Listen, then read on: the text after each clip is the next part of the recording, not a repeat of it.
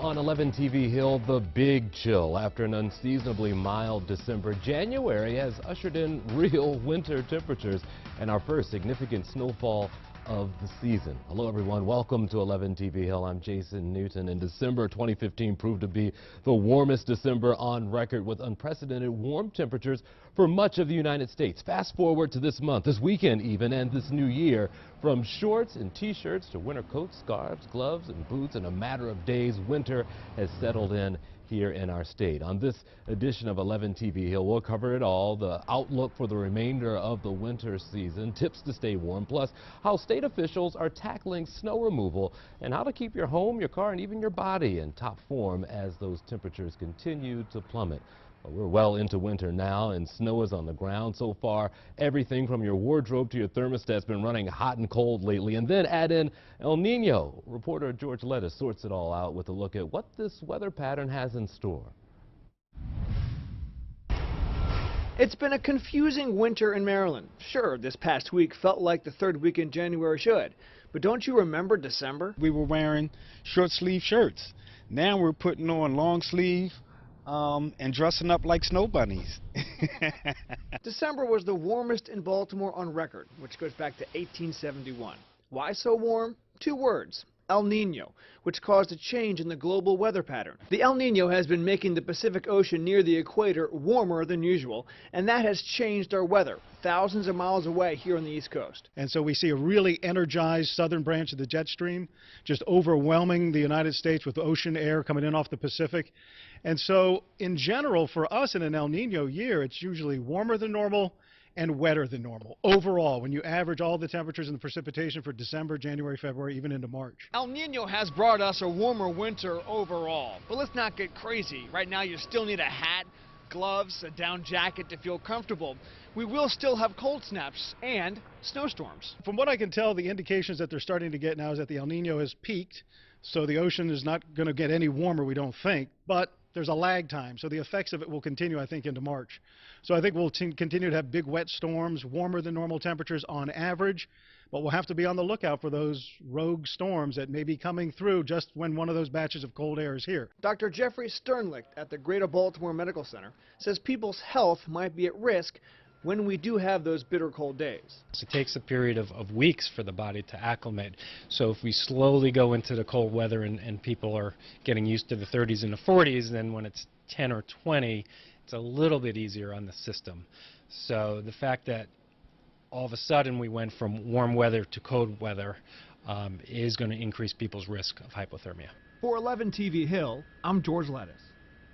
Well, state health officials say one person has died so far from hypothermia-related illness this season. The Department of Health and Mental Hygiene reporting that victim was a Kent County man with underlying medical conditions between the ages of 45 and 64. They say he died in November.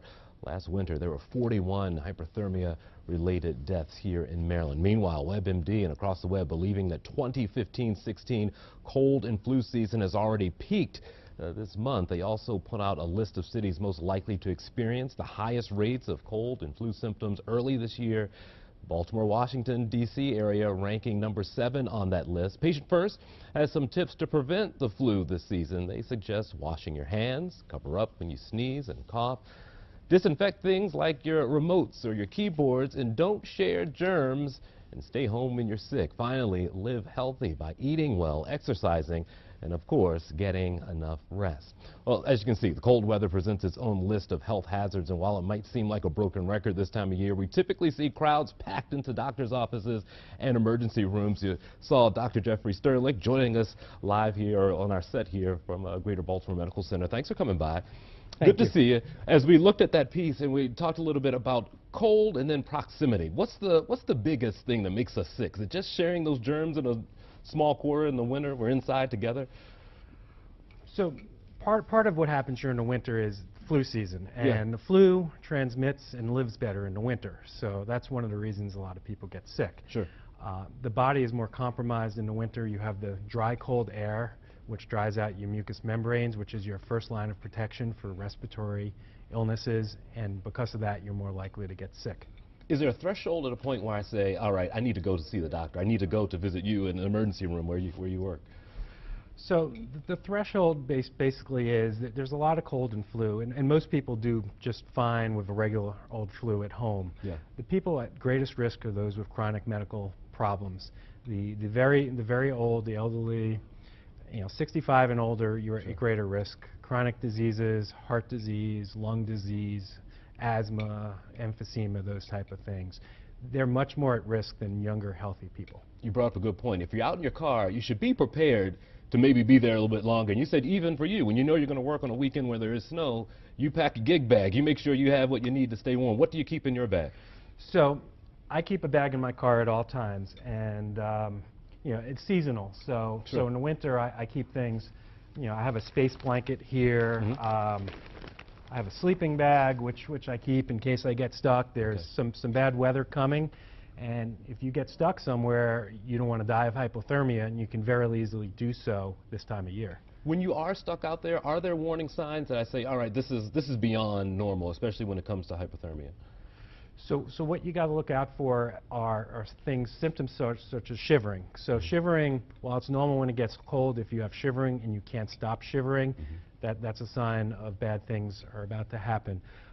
Obviously, chest pains, shortness of breath, confusion, difficulty with coordination, using your arms and legs, difficulty walking, those are all signs that you are becoming hypothermic. And when it comes to your kids and whether you go to school or not, is that something that has to be a personal decision, or you think there's something that parents should look out for as well?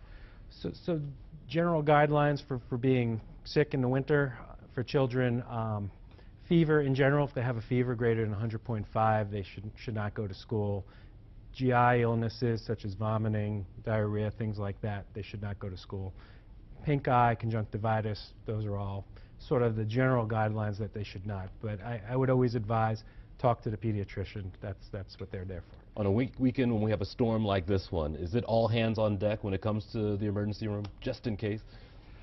So we're ready. Yeah. The volumes tend to be lower when we have a storm during the storm Okay. because people aren't going out and getting there. Sure. What really gets very busy is the day after the storm. I bet. So when people dig out, they've usually waited 24, 36 hours, and those are our busiest days, and those are the days we need to be most prepared for. But we will have everybody in for work, and Sure. I've got my bag packed for the weekend Ready to just in go. case I have to stay. I wish you luck. Thank you, Doctor. Thank you. Appreciate you coming by. Also, this morning, combination of extreme weather and aging pipes can add to this, a water main break. Just an example of the damage that they can cause. Earlier this month, a school bus was swallowed by a sinkhole after a 12-inch main broke. That was on Cranbrook Road in Cockeysville. DPW officials say that they have seen an increase in calls after temperatures started to dip and say residents can do their part to prevent a main break in their areas. This time of year, you should have already turned off the water that goes to your outdoor spigots. Turn it off from the inside and then drain it from the outside so that there's no water in that metal pipe exposed to the cold air.